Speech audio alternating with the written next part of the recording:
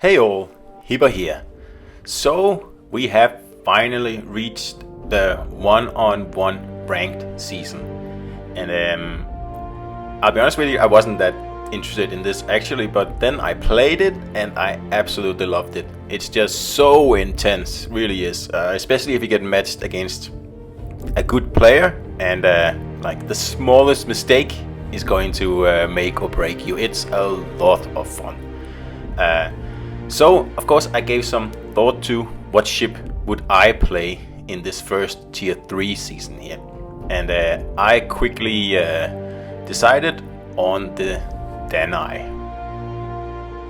As you can see here, I already ranked out and I didn't lose a single battle. And I faced 7 cruisers, 5 destroyers and 3 battleships. So a bit of everything. I wasn't, totally lucky with the opponents or anything like that, and I only had one real potato opponent in a battleship. The others were above average or actually quite good, especially some of the Clemson players were actually very nasty to face. So why did I choose this cruiser here? Because in standard battles it's not very good, and no, it's not actually. But I'll try to tell you why, and this is the ship that I recommend you use when you go into this ranked season here. Of course, you will need an agile commander, a high level tenant, and that's pretty much the only prerequisite. So in this one-on-one ranked season, that's where agile cruisers can really show their worth, because this is all about limiting damage to yourself and doing as much damage as you can to the enemy. And of course the best way of doing that is not to get hit. And that's why in the end I chose Danai here, or whatever you say it, Danai, who knows. Anyway, like I said, in standard battles it's decent, but one-on-one it's lethal.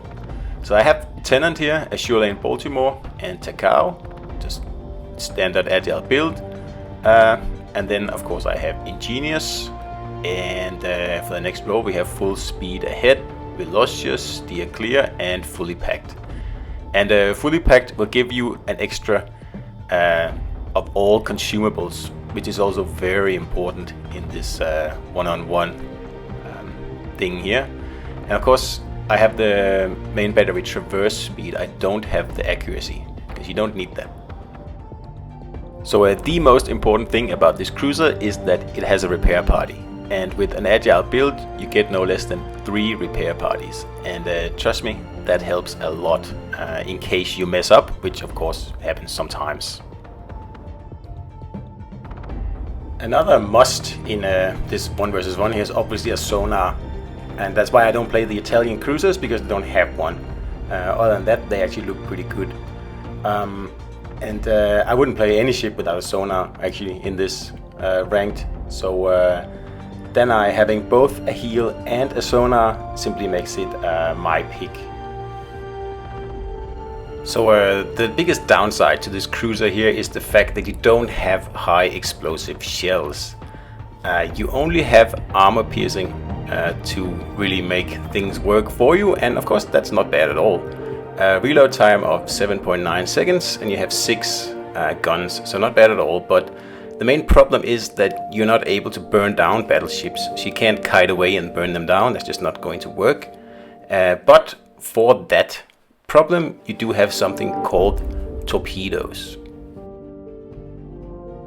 So if you look here, the cruiser actually gives you 6 single-fire torpedoes on each side. The range is only 6 kilometers, but that doesn't matter at all, because pretty much every battle I had one-on-one ended up as a brawl. More or less.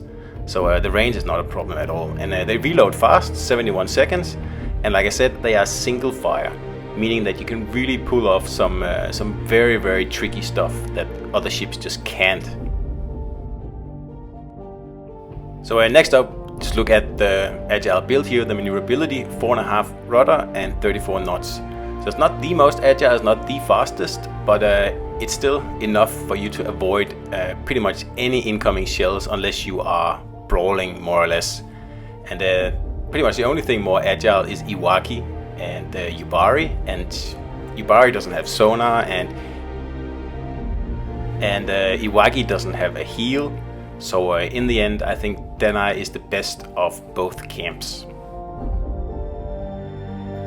So yeah, it's true. If you show broadside in this thing, you are removed from the game, but there's nothing new about that. But if you actually look at the armor here, it's actually quite good on the side. It's not blue, it's actually orange, and most of the other cruisers is blue. But yes, you have a stepped citadel, and plunging fire is also a big problem. So that's why you have to get in close early on and take people out with your torpedoes. Half of my kills were with my torpedoes, and that's why the single fire torpedoes, they give you a huge advantage. So Deni gives you sonar to deal with DDs, it gives you AP shells to deal with actually killing the DDs and also cruisers, and it gives you torpedoes for all 3 ships, but mostly battleships, of course. That's the easiest way to take them out when you don't have high explosives. So that was my reasoning for picking Deni, and as you saw before, I did very well in the ship. I didn't lose a single battle, so I highly recommend it. I don't like it in standard battles because it's hard to hide that squishy broadside there, but 1 versus 1, I think it's hard to find a better ship. Iwaki perhaps, but among cruisers, this is definitely my pick. So that's my opinion, and just my opinion, of course. But I will say that this one-on-one ranked season here has been so much fun for me personally. It's probably the most fun I've had in this game ever, really. It's great, it's very intense, it's a lot of fun, and obviously it's it's just great.